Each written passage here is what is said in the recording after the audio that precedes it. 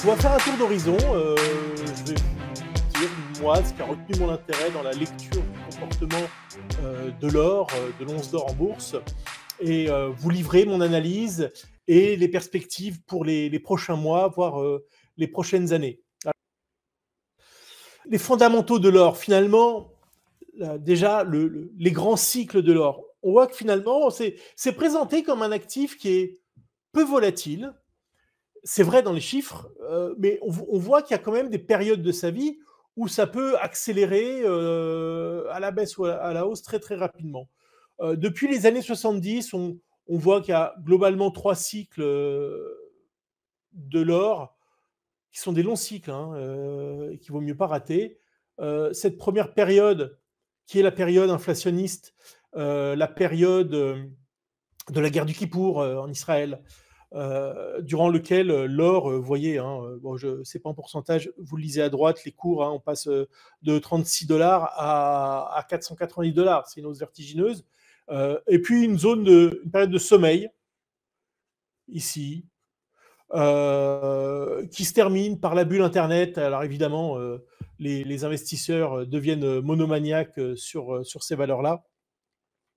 Et donc, on a une baisse, hein. Ça paraît pas beaucoup, hein, mais vous voyez que vous passez de 400 dollars à 200, 230. Donc, c'est des baisses quand même importantes. Mais peut-être qu'avec l'or, plus encore qu'avec d'autres actifs, il faut faire preuve de patience. Et la patience a payé à partir de l'éclatement en 2003 de la bulle des technos pour avoir un cycle, là encore, qui mène de 240 dollars à 1800 dollars.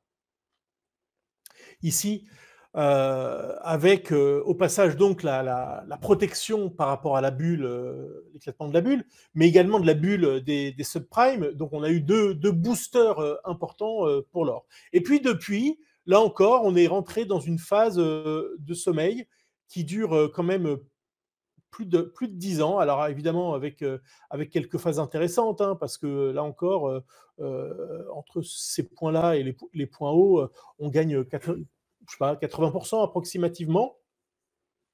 Et donc peut-être une des questions à laquelle on va essayer de répondre, c'est est-ce que vous voyez qu'on est quasiment en train sur les plus hauts historiques. Est-ce que c'est parti pour aller dans cette direction-là? On va essayer de répondre à ça. L'autre graphique que je voulais vous montrer sur une période aussi relativement longue, c'est toujours les cours de l'or en haut, et c'est la performance relative de l'or par rapport au S&P 500. Je trouvais ça intéressant parce que peut-être avez-vous gardé en tête que comme c'est beaucoup moins volatile que des actions, que le S&P 500, alors ça montait moins. Ben, on s'aperçoit que dans les phases de hausse de l'or, dont on a parlé ici et là, dans ces phases-là, ça surperforme assez nettement le S&P 500. Alors sur la durée, si vous aviez investi ici en 68 sur l'once d'or, ici, grosso modo, vous avez fait strictement la même performance du S&P 500. En revanche, si vous investissez quand tout le monde en veut et tout le monde en parle, là, vous avez gravement sous-performé. Alors oui, je disais, faut-il tenir bon sur la position aurifère, parce que les performances des dernières années n'étaient pas brillantes, moins 3 en 2021, ce qui était déjà pas si mal. Pardon, 2021, non, c'était une forte sous-performance, mais 2022 à moins 0,35, c'était déjà pas si mal par rapport aux actions et aux obligations qui baissaient de 15%, 15% à peu près. Et lorsque on a trouvé le titre, on a conçu le webinaire, on était grosso modo ici, donc au mois d'octobre, et les performances de l'or étaient nulles sur l'année. Gros avantage, c'est pour ça que ça plaît beaucoup, c'est que c'est décorrélé. Vous avez ici donc l'or par rapport aux grandes classes d'actifs. Bon, un niveau de corrélation, c'est entre moins 1 et 1. Vous savez, et quand on se situe entre moins 0,2 et plus 0,2, ou même moins 0,3 et plus 0,3, on peut dire que c'est pas corrélé, hein. Et vous voyez par rapport aux grandes classes d'actifs et aux actions en particulier, c'est donc pas corrélé. Alors, il y a quand même une surprise cette année, c'est que le principal moteur de l'or est totalement éteint et au contraire apporte des vents contraires extrêmement violents. Et la performance cette année de l'or, je remonte juste là-haut, Vous ne le voyez pas, mais moi j'arrive à le lire. Je ne sais pas si vous avez un très très très grand écran. Ici, on est à 11,9, en tout cas à hier, je regarde, on gagne 0,40. Donc allez, on est à 12. 12%. C'est fait dans un contexte où à peu près aucun analyste pouvait prévoir qu'avec des taux réels aussi élevés, on pouvait avoir l'or qui se maintiendrait et proche de ses records. Je vous assure, je ne fais pas de jeu de mots, hein, je ne fais pas exprès. Bon, je suis en forme aujourd'hui.